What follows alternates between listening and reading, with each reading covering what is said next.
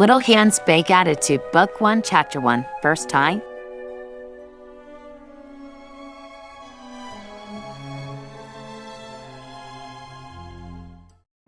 The darkness was different. I'd known the darkness for a long time. It was even in my name, or at least my former name, but that was another lifetime ago. Now, I'm not sure what to call myself. The darkness I'd known for some time now was an empty, silent, dead lack of anything living. It was my fate, left to me in the aftermath of my destructions. They'd gone back, the blue hedgehog and the princess. They'd gone back to what they presumed to be my beginning. When the being called Solaris was but a simple flame, they blew it out.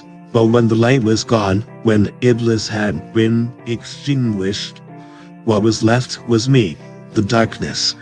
I had barely existed in that darkness for what felt like forever. But how long was time when time did not exist in this realm? But now the darkness was shifting, moving, some of it darker than others, which could only mean one thing. Those darker sections were what the light was being obstructed, which meant there was light. My surroundings were brightening, but also chilling. I felt cold, shivering as it seemed to blow over me. I tried to curl up, but there was something prickly poking at me on all sides. I was so tired, so weak, but the light pressed in until it seemed that all I had to do was open my eyes. The instinct to do that only came a moment later, when, out of the silence, voices boosted through like loudspeakers. My eyelids opened, and I attempted to lift my head to look above me, where the voices were coming from. There were 3 humans looming over me, and significantly bigger than I remembered. The same species that locked me away in the first place. I glanced at each of the humans. 2 of them were in uniform, which concerned me greatly. Both of them had holsters, one on each side, each one bearing some sort of weapon. The third was older, his beard scrungy, and face withered by the sun. Even if he wasn't in uniform or in his prime, he was still armed with a large pitchfork. I felt my eyes begin to burn, water forming in the crevices, as I looked up at my 3 adversaries. They were here to capture me. I was sure of it. All a bad work. Everything I'd done just to be free and complete in my old life. Out of that box, and that lab, where they tortured me night and day. After breaking loose, being trapped in another cell, getting loose again, then binding my time to get revenge, only for it to blow up in my face, and leave me trapped in a dark void for who knows how long. All of that, and I found myself right back where I started, at the mercy of humans, and their twisted minds and ambitions. I was going to be locked up in another box, trapped in another lab, where their men of science could study me, and prod me with sticks. I was never going to see the light of day or hear the roar of the ocean again, and there was nothing I could do about it. I wanted to run away, but I didn't have the strength or bounce if I was being honest with myself. My arms and legs barely responded to my intentions. I was helpless, and so for the first time that I could remember, I started to cry. The humans started to speak, probably trying to decide how best to transport me to my new prison. I didn't understand them. They were speaking a language I was not familiar with. But then again, it was hard to understand anything when you were suddenly sorry and unable to stop yourself. I had to wonder, was this how she felt? Was this sorrow the same thing I'd put the princess through? But most importantly, why did I suddenly care? Then a cloth was draped over me, and I felt myself being lifted up. The cloth tucked up and around me. I clawed at it with my fingers, but my arms were mostly pinned to my chest, same with my legs. The human who had me was making soft sounds, and then he pulled me and the cloth closer to him. My head rested against his chest and I felt the fear beginning to diminish. Why? They had me, I was trapped and at their mercy. So why did being held like this, his hand resting on the back of my head and stroking my clothes, why did it feel so odd? The soft sounds coming from the human continued as we moved on, leaving the scratchy material I'd been lying in, and the wretched smell that accompanied it behind. I was carried out of the building and into the dull grayness of the outside. It was even cooler out here, and I dug my nose deep into the fabric to keep it from stinging. The other officer asked a question, and then when it was answered, gave a shrug and then climbed into the driver's seat of a vehicle. My captor took a seat on the opposite side, still holding me close. I tried to get myself free, but there seemed to be no end to this fabric. Everywhere my feet and hands felt was this material, enveloping me. Oh well, at least it was warm. Once the vehicle was on the move, the man holding me pulled out a communication device. He pressed a few buttons on it and held it up to his ear for a moment. After a moment he then spoke, relaying something to the human on the other end. I wish I could understand them, and felt as though I should be able to, but I was finding myself quite exhausted by this point, as slowly the rumbling vibrations of the car lulled me into sleep. The last thing Tom Winchester had expected to hear on the emergency line was, "I think I found another one of them." The sheriff of Green Hills, Montana wasn't sure why he was surprised, really. After all, it had been a few months since Tails and Knuckles had entered their lives and settled in.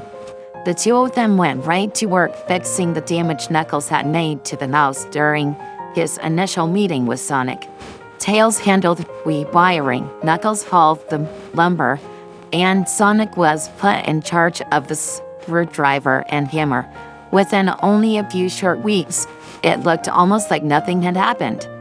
All of the hard work had been celebrated with ice cream and a firm scolding from Maddie for the three of them to never destroy the house again.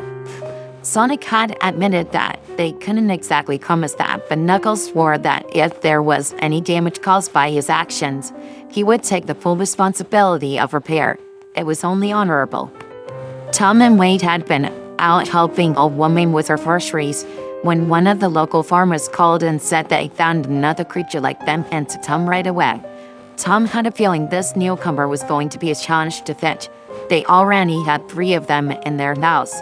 What was he going to do with a 4th? The farmer was standing outside his farm when they pulled up, pitchfork in hand. Tom, am I glad you came so quickly? No problem, sir. That's what we're here for. Are they inside the barn? The farmer nodded, leading the way in. I was clearing out the straw in Bessie's stall when I heard it lying over in the corner. I was worried that I was a miscarried calf, with how little it is. Now Tom was a little confused. Little? Were they younger than he thought? He paused at the farmer's open door to the stall and then pointed over to the corner. Tom looked and his eyes popped wide. Little wasn't the best word for them. Tiny was the best word. A tiny black mass of clumped fur and the occasional quills stuck out in random directions. It was almost definitely a hedgehog, but so young. Tom almost was certain it had to be born yesterday at the earliest. Little arms and legs shuffled in the straw, their head too heavy for them to lift off the ground. This was no teenager like he thought. This was a newborn. There was no way he or Maddie were going to let them be on their own. They couldn't. This little one couldn't even lift their own head up. They would die. Dude, that's the smallest thing I've ever seen. The little hedgehog looked up, eyes glistening green much like Sonic's, and then Tom saw his lips begin to quiver. Oh no, I didn't mean it. You're not that small. Wade apologized as the tiny thing burst into tears. It's probably cold and hungry, Wade. Tom muttered, grabbing an old flannel hanging from one of the stalls. He bent down and scooped the infant up, quickly wrapping it up in the fabric to keep it warm. The hedgehog squirmed and squeaked in protest, but quickly began to quiet down the longer it rested against his chest. That's it. It's okay. Do you want me to drive you back to your house? Would you? I want to get them to Maddie. Not a problem, Sheriff. Tom climbed into the passenger seat, putting a hand on the back of the infant's head. Just hang in there. He whispered, then pulled out his phone. Hey, Maddie. Look, I've got a really small patient on their way to you. The thought of the vehicle's door closing startled me into wakefulness again.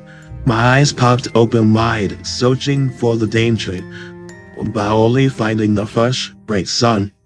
The human holding me made his own startled sound within seconds. His free hand was covering me, blocking the sun from my view.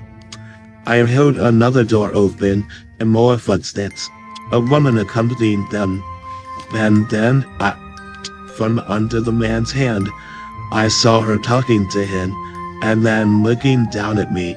I tried to get free of the fabric again, but now I have even less energy than before, and all I got was a pitiful kick out of it before I was too tired. The woman scooped me into her arms, just as gently, holding me close just as the man had. She looked down on me, but not in a menacing way. She said something to me, but once again I was struggling to understand. Was it possible I somehow been taken in by humans that didn't wish to help me? Was I safe? I didn't want to believe it. It was too good of a wish for it to be true. Humans didn't care about beings like us. They only cared about scientific progress. She carried me into the house we'd arrived at, the cool air blowing on me and sending shivers through my body. There came several rapid footsteps from somewhere else in the building, getting louder as they approached. The voice was young and impatient, probably one of their children. The woman bent down slowly, and then hands pulled the fabric back. I turned my hand in the direction of the excited giggles, and was met with the familiar green eyes of a speedy blue hedgehog.